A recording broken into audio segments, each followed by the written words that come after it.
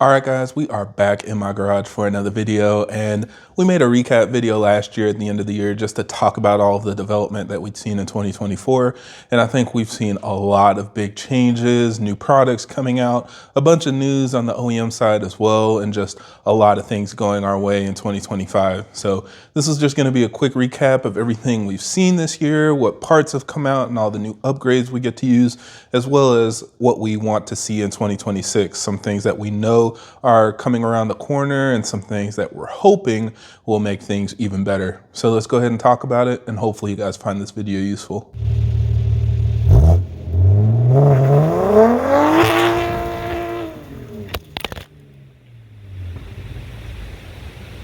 Now, as always, for everybody that's new to the channel, I create these videos to help keep you updated on the latest developments in our community, as well as discuss technical topics so that we have a better understanding of how our engines work.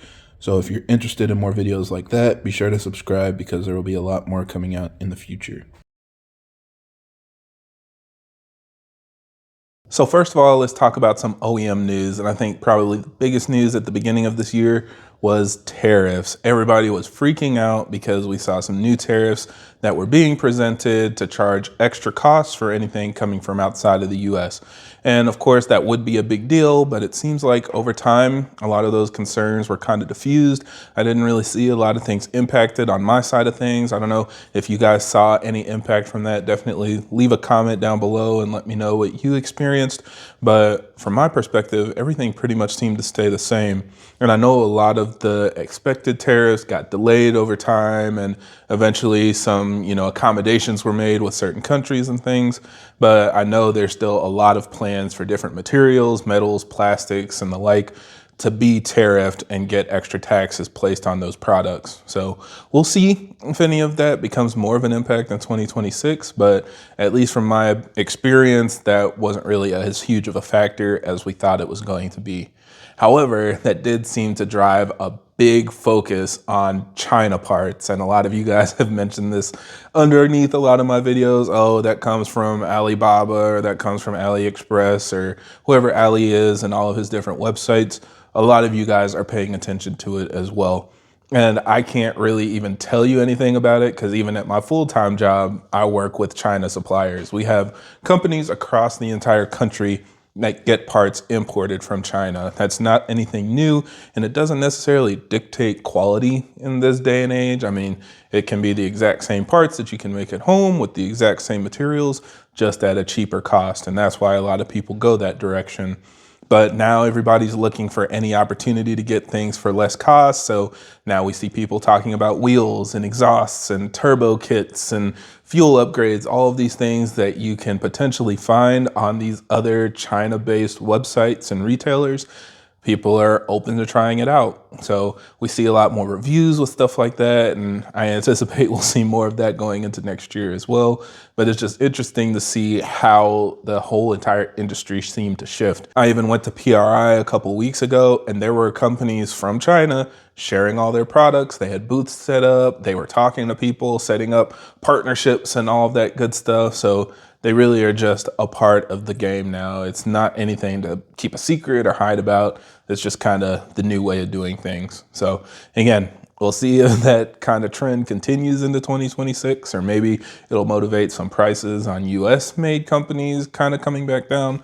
We'll just kind of have to wait and see. And then of course, BMW released a lot of new vehicles as well. So we've got the new M2 CS that is coming out, as well as the M3 CS Touring coming out, and then the M2 Racing, which was a weird twist, not something that I saw or expected, but that's the new M2 that instead of having a S58 or even a B58, they put a B58 4-cylinder in it. Now, yes, this is specifically for spec racing. They're trying to design a series around it to motivate people to buy them and try to race in that kind of competitive segment. But, it was still kind of an interesting direction from my opinion. I could understand a detuned S58 to make it last longer, but going all the way to a B48 just to reduce maintenance cost and running costs was a pretty aggressive decision. So we'll see next year if that really gets going and a lot of people hop into it, how that car does. Maybe we'll get something that surprises all of us. Another thing is the Gen 3 B58 is all but fully implemented. It's rolled out in all vehicles. At this point, the only car that doesn't have it are new M240Is, and I'm guessing they will get it next year. So stay tuned for that. We'll see if that ends up happening or not. But this year, the M340i got it, the M440i got it, the X3 got it as well. So Gen 3 B58s across the board. Good news is they seem to be doing much better now. We haven't heard a lot of the same reliability issues that we saw 2 years ago when they were first put out in the X7 and 7 series. So I think it's not as big of a concern, but we're still waiting for tuning options. We're still hoping that those DMEs get unlocked so we can take advantage of some of the potential performance upgrades that we see on these new platforms. Speaking of DME unlocks, we have to talk about changes in the aftermarket as well. And probably the biggest news as of late is the change to DME unlock options.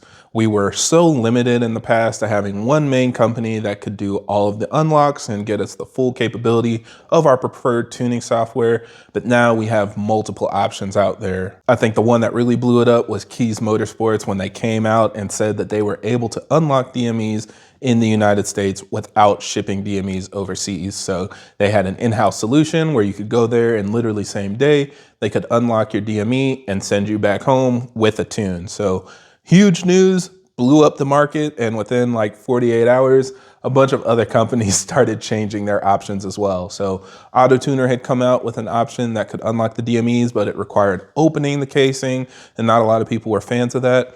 Then suddenly you didn't have to open the case anymore. You could just send them your DME and they would be able to unlock it. And then Femto dropped their price significantly. Now it's like less than 300 euros. So it's insane what's actually happened pretty recently.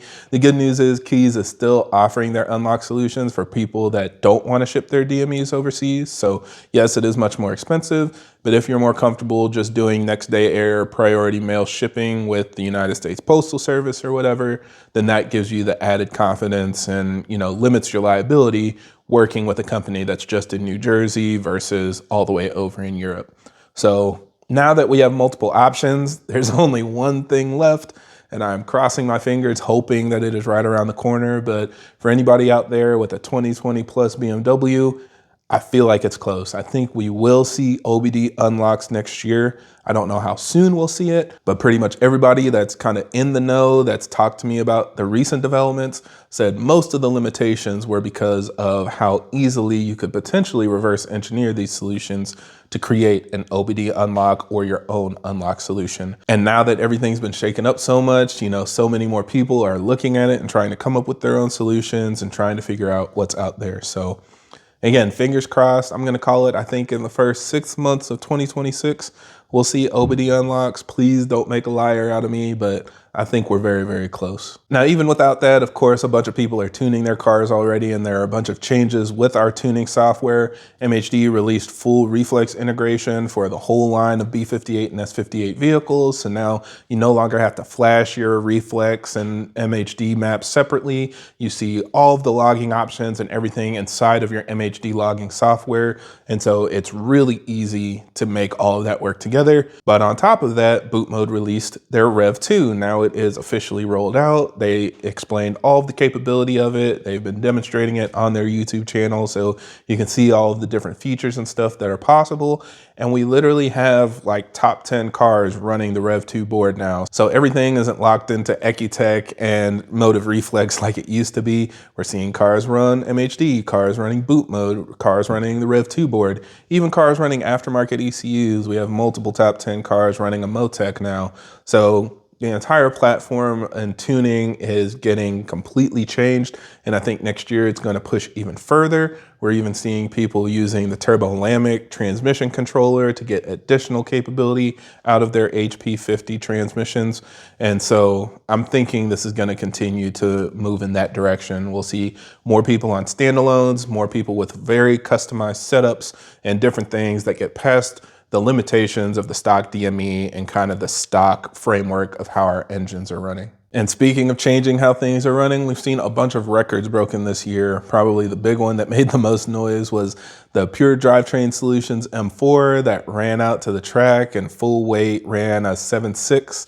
And a lot of people said that it was fake. A lot of people said they were lying, and there was a bunch of scrutiny over the videos and stuff like that. Again, I have no leg in this race. I am not trying to be the fastest anything right now other than beating my own lap time. So don't come to me and yell at me for talking about it. A lot of people didn't like that I even made a video about it, but you know, it is what it is. They posted the information, shared the video, and it's kind of up to the community to decide what they want. I wasn't there. I'm assuming 99.9% of you weren't either, but they said what they said. Now, beyond that, we've seen a lot of official results as well at some, official racing events. More recently, we saw the KLM M2 jump out and break new M2 records with a completely rear-wheel drive car, no all-wheel drive swap or anything like that, kind of reinforcing that there is a lot of capability on the platform even without xDrive.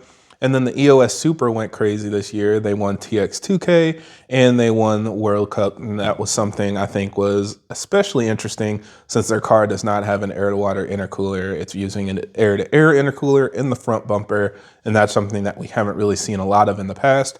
But again, now multiple top 10 cars are running that kind of setup. So very interested to see where that goes now that we've got EOS making one. And then we saw the CSF version at PRI a couple weeks ago. So I'm sure some people will try running that next year as well. Very interested to see if that's kind of the shift and people start trying to get away from the air-to-water intercooler setup and switching to a more traditional one. I'm not really sure how much of a benefit that will be, but time will tell. A lot of people, I'm sure, will try it out and we'll see based on the results. And then, yeah, let's just talk about some things that I did on a more personal level. I know a lot of you guys haven't been keeping up with my stuff as much, but I try to share what I can. And good news is, all of my cars are now running, but the 340 did have a rough year. At the beginning of the year, we had everything pretty dialed in, but I was ready to change it up. And so we switched to a DI only setup. And that car has been running really well. I switched to a Precision Raceworks Gauntlet high pressure fuel pump, Nostrum Stage 2 injectors, and an RK Tunes low pressure fuel pump upgrade. So the car still has a motive reflex on it, but the only thing that it's controlling is flex fuel. It's not plugged into anything else. And the good news is that worked great. Did track days with it, gathered a bunch of data, and I was literally working on a video saying, I bought this car from Copart 3 years ago and I still don't know what's wrong with it. And then while doing some other testing, unfortunately, the engine let go and it had low compression in one of the cylinders. Still working on getting my videos out to share with you guys exactly what went wrong, but we've got the head off, we've got the oil pan off, everything's off except for taking out the pistons. So stay tuned for that. I'll be sharing with you exactly what the internals look like. And hopefully that'll give us a little more insight to what was wrong with the car. Maybe that's why the previous owner gave it to Copart and sold it saying that the engine was blown. At the end of the day, I got a lot of use out of it. I drove it for 3+ years as is. I did, I think, 12 track days and I had a lot of fun with the car, pushing over 660 wheel horsepower, but it was time to refresh things. So we put a used engine in, getting everything ready for next season, and we'll be back at the track just like we were this year, except now I've got a bone to pick. So hopefully we'll get some new times. Then on the X7, the daily that I'm not supposed to touch, I touched it. So we tuned it to stage 1,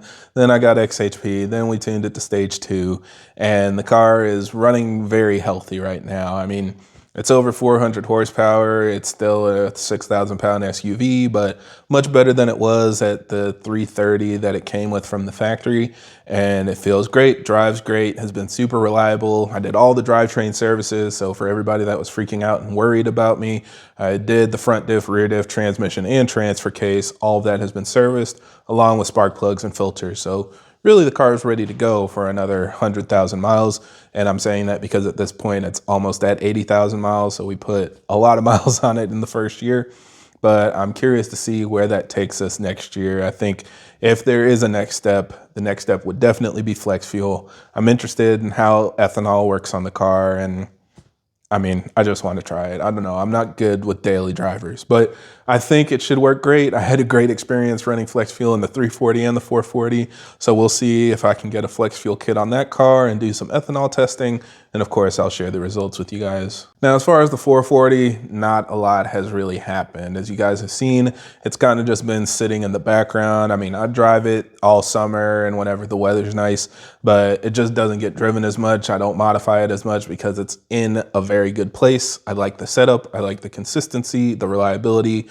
All of that makes me really happy. and you get to a point where you don't want to touch something that's working. And that's kind of the point that I got to with the 440. I'm not completely against changing things. I potentially thought about, running different turbo setups and stuff like that. But really the big limiting factor is the manual transmission. So on these cars above 600 to 650 foot-pounds of torque, it tends to shred a gear and there are no transmission upgrades. So the only option would be either to replace it with another stock trans that'll eventually fail again, or do like a T56 swap, which is easily like $10,000. Not in a position to do that currently, but again, we'll see. So most of what I'm thinking about right now for the 440 is refresh stuff. I do want to do like a more Euro style kit around the car, maybe do a European front and rear bumpers to get rid of all the reflectors and stuff like that. Maybe do an aftermarket hood or something just to clean it up and keep it nice and keep enjoying the car. So that's kind of the plans for that right now. I mean, if anything, I might try to get like a stickier tire set up and a drive shaft just so I can enjoy it, maybe do some digs and stuff. But I don't necessarily want to shoot for more power currently. So sorry, I know that's kind of sacrilegious to say in this day and age, but that's just kind of my position on things. So yeah, that was 2025 in a nutshell. I think next year we still have a lot of things to be excited about. Probably the biggest one that I don't see enough people talking about is we're still expecting to see the xDrive M2 be announced. So there is supposed to be an xDrive version of the M2 coming next year. We're still not sure if it's going to be some special limited edition or if it's just going to be an option that's added for the 2027 model year, but we're kind of waiting to see, but we're expecting that to be announced later this year, either in the spring or the summer. So kind of stay tuned for that. And then of course the new M3 we're all kind of waiting on. I don't know if it'll fully be revealed next year, but BMW M posted a lot of videos talking about the new electric version of the M3, and we started seeing some spy shots and people doing like kind of pre-reviews of what the demo vehicles look like. So I don't know, I feel like we're gonna get a much more substantial reveal next year that kind of just drops the curtain and rips off the Band-Aid to say this is what we're gonna get. I know a lot of people hate that I talk about it because they say, oh, BMW also said there's going to be a gas version or a hybrid version or whatever. But the electric M3 is the main one that I think people are talking about. That's the main one that BMW is sharing about. Whatever the G84 ends up being, it's going to be what it is. But the electric version is kind of going in that direction of what we expected Europe to be requiring. Now, I guess all the EV mandates and stuff are getting pulled back, but BMW seemed to put a lot of money and time and effort into the R&D for this car. And now the question is it going to be worth it? Is it going to be anything interesting or exciting enough to motivate people to switch to an EV? So we'll see if more comes out on that or any other vehicles that we haven't heard about yet. As always, things kind of get revealed over time, but I am curious to see where all of that takes us. So 2025 was good. 2026 will be even better. Let me know if you guys have any plans, what you're expecting to do on your build. What are you hoping to see? Are you going to ditch your car and jump into a new platform? I'd definitely be curious to hear your thoughts. But for now, I think that's it for this video. So thank you guys for watching, and I hope this helps. And if you have any other questions or comments, leave them down below.